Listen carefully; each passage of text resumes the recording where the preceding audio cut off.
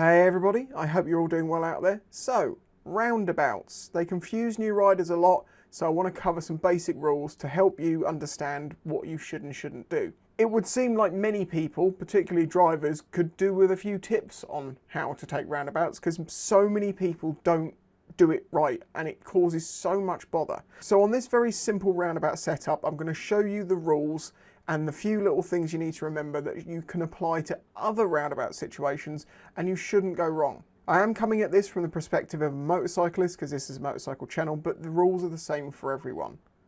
Okay, so let's start at the beginning. On roundabouts, you give way to the right. So if you are here, you give way to the person here, meaning if they are waiting there on that line, they can go before you. You wait for them. This person here would wait for you, and obviously this would work in the same way no matter where you are. You always give way to the right and the left give way to you. There is a simple way to remember this. Roundabouts are like a circle, sometimes red but often purple. Always give way to the right. If you don't, you're a bag of shite. Help me remember it thanks to Reeves Mortimer Driving School joke DVD thing.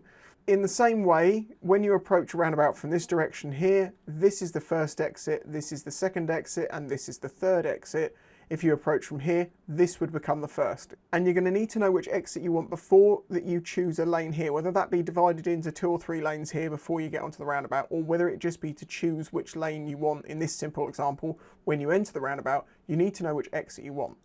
And there is a bit of a clue to help you with which lane you pick, which is to imagine the roundabout as a clock face. Anything from 12 until 6 on this side, you want to take the inside route, and anywhere from 12 to 6 on this side, you want to take the outside route. So I'll now show you how you would take each one of these exits. So say you wanted to go from here to this exit here. You want to make sure it's clear before you pull out, obviously, and you want to indicate left, and then you want to go along here, and then down here. And I'm going to show the indication as red dots on what side you should be doing it. Okay, so for the second exit, we're here and we want to come off the roundabout here. We still want to use the outside lane because we are not going beyond 12 o'clock. However, on this example, you don't want to indicate because what you're going to do by telling people you're indicating here is that you're going in there. So if someone is pulling out here and they see you indicate here, they are going to assume you're going down here. Whereas if you continue on round, you're going to end up having a crash. So when you want to go for second exit, you pull out when it's clear to do so and you do not indicate yet. You continue on round and it's about this point here that you want to start indicating. I'll show you that in just a second. So for second exit or going straight across, if that's the case for the roundabout, you don't want to indicate. And that's because when you come around this bit, as I say, if you were to be indicating left, then the person here thinks that you're going to be turning in here and they could pull out on you. That's why you wait till you get to this point, so they're no longer in the equation, and then you indicate. And the only reason you're indicating here really is just to alert this person here that you're coming off here for the same reason that they don't want to wait for you. You know, they think you're coming all the way around here, but actually you're going up here. So for the third exit here, starting from here again, now we're beyond 12 o'clock, so we know we want to go for the inside lane. We need to indicate to warn people over here that we are going to be going into this lane here. So we indicate right. So that's the line you're going to take, and the way you do this is you indicate right, indicate right, indicate right, all the way around here. So this person knows that you're going to continue on this line should they want to turn into this lane here. So you're indicating right, indicate right, indicate right until you get to around here. As you pass this person here is the last person who could get in your way. And then you want to indicate left. And that is to warn people you're about to come across here. Now obviously you need to shoulder check and stuff to make sure this person hasn't pulled out of here, but they should have waited for you because you're on the right. And that's when you can come across like this. So as you can see, as long as you follow the right rules, you don't actually spend much time in the same place as someone else changing direction, and this is what helps. And for the fourth exit, which is basically coming back on yourself, you want to go all the way around the clock, so that means you want the inside again, remember? So you're coming across here. So you can see you're indicating right, until the point that you're basically crossing paths with this person who will be waiting for you, hopefully, because you're coming from this direction. Although watch out because they might want to nip down here. So you're indicating right entering and indicating left exiting again.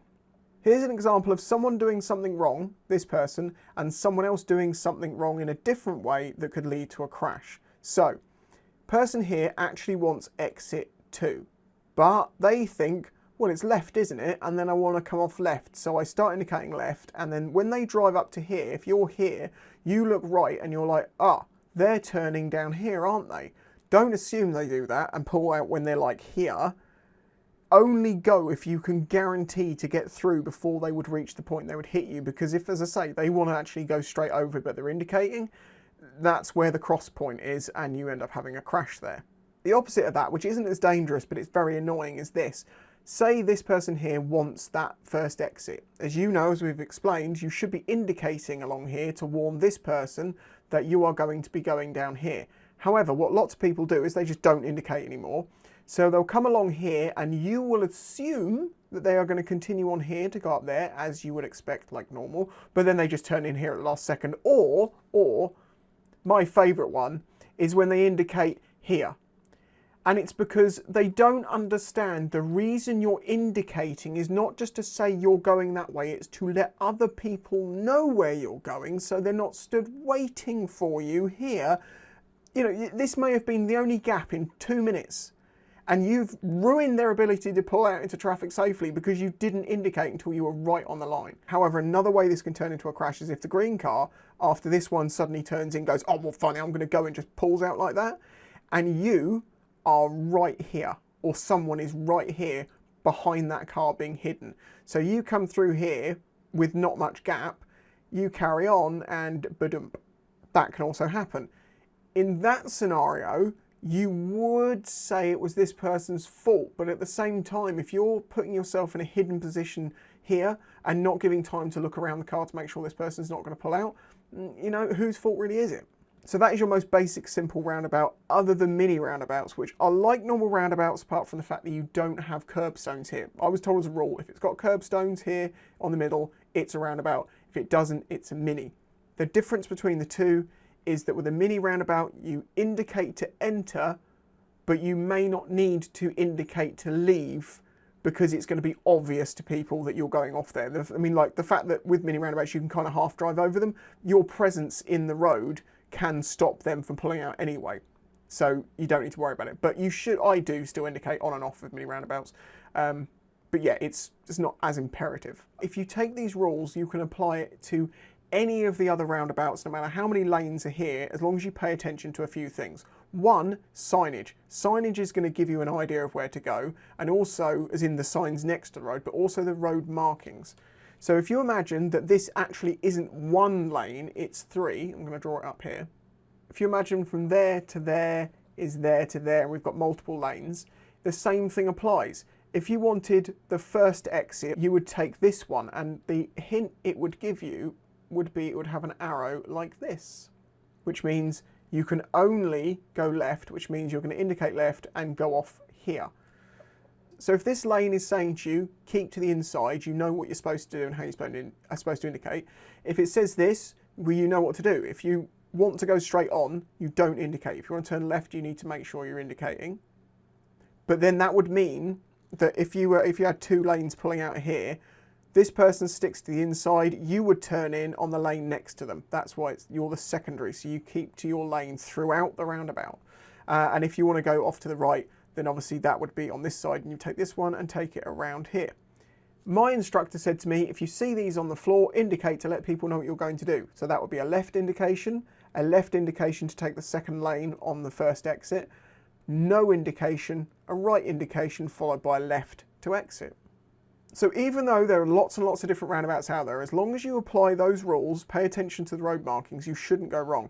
If you do find yourself going wrong, like for instance, I don't know, you want it to be the third exit and you enter on this one, if you find that you get to here and you're like, oh, hang on a minute, I wanted to continue on, don't try, unless it's clear, don't try and take this line over here. Just come off, turn around, come up, and then do it the right way. A very important thing I should mention here is if you're doing your CBT or your test or whatever, if they say straight across at the roundabout, it doesn't mean this. Yeah, some people will try and take this line, I don't know why. So those are the basic rules of roundabouts. Obviously it gets more complicated with more lanes, but the basic principles stay the same.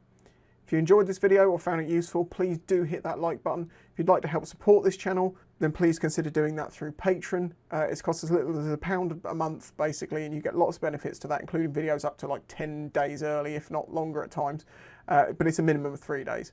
You also get to be in the Q&A and things like that, and you make this channel possible, and that's the most important thing. So a massive thanks to my patrons as always, and I'll catch you in the next one. If there's anything else like this you'd like me to cover, let me know and I'll try and do my best.